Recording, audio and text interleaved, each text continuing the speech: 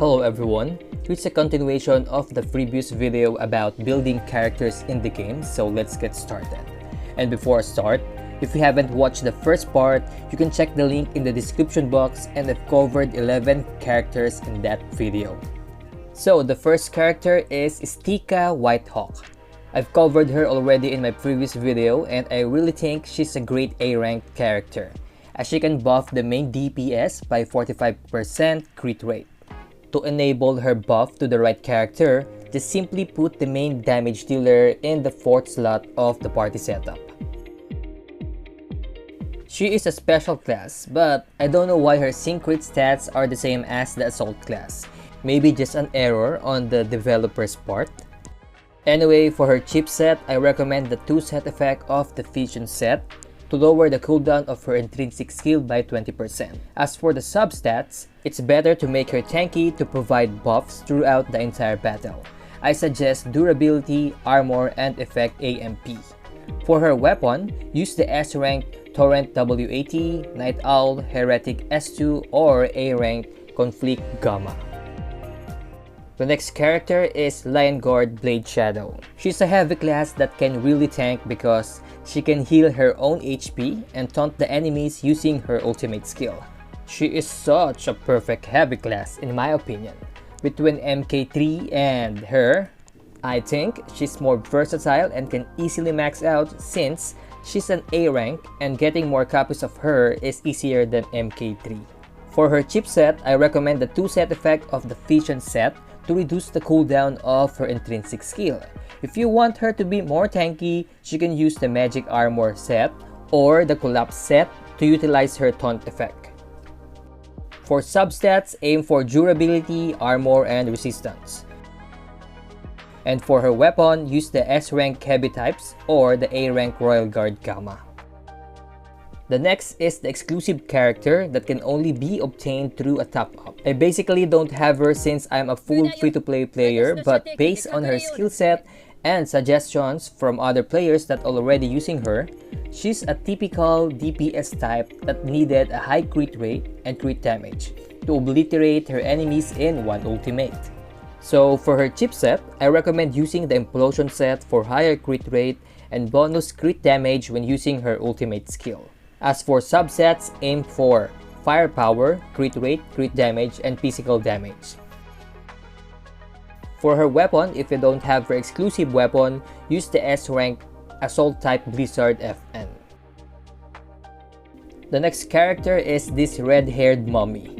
I actually can't say her name, but anyway, I currently don't have her, but based on her skill set, she's like the upgraded version of Chieftain that can also block the healing effect of the enemies. Based on her passive skill, she needs to have at least 150 effect AMP to increase her overall damage. And reaching it is actually easy because of the bonus effect AMP of her exclusive weapon. So for her chipset, I recommend using the Collapse set to hasten her ultimate skill because that's her very important role to play. Or you can also choose the 2-set effect of the Fusion set to utilize her firepower buff. For substats, aim for effect AMP, firepower, crit rate, and physical damage. For her weapon, if you don't have her exclusive weapon, use the S-rank special type, specifically the weapon with the effect AMP main stat effect. The next character is Iwatoshi. She's been ranked down in our current meta, and I also got her in my alternate account. And then, her short circuit debuff is great because enemies under this effect cannot launch attacks and skills. But, it has a short time effect with a long skill cooldown. Even using the 2-set effect of Fusion set, I think it's still lacking. But, that's my personal experience. How about yours? Let me know your thoughts about her in the comment section. So, for her chipset, I recommend the Collapse set for faster energy regen and bonus damage when using AoE. For substats, aim for armor, firepower, and effect AMP. Another thing is, she needs high effect AMP since the base effect accuracy of her short circuit debuff is only 50%. You can only adjust her effect AMP if you unlock her UR rank, and lean more on armor stat because she will get bonus effect AMP from it. For her weapon, if you don't have your exclusive weapon, I recommend the Night Owl or Heretic S2. The next character is Rhine. I also don't have her, but based on her skill set, she's a straightforward heavy damage dealer just like Draconics. For a typical DPS chipset, I recommend the Implosion set for a higher crit rate and bonus crit damage when using her ultimate skill. As for substats, aim for firepower, accuracy, crit rate, crit damage, and physical damage. If you don't have her exclusive weapon, I recommend the S-Rank Assault type Blizzard FN for higher crit rate. Next are the underrated characters that I think needed some spotlight, just like the first 8-2 rankers in this video. The first character is Bratz Stryker. She's similar to Devastator because her intrinsic skill can reduce the energy of the target enemy and also increase the team's energy.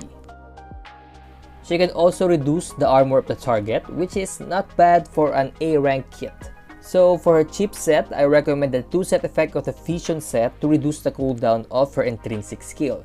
For substats, just aim for durability, effect AMP, and firepower.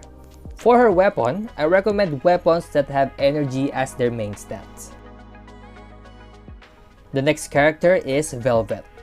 Honestly, just reading her skill set, and for an A rank, she should be a top tier DPS since her intrinsic and ultimate skills have true damage effect that ignore the defense of the target and her passive skill that really complement to boost her overall damage. But upon testing on my alternate account, I don't know why she dealt lower than Rakiri type 16 even though they almost have the same stats and rank. Maybe the AI is busted?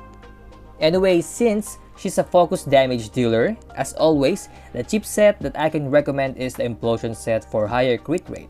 And for substats, aim for firepower, crit rate, crit damage, and compute damage.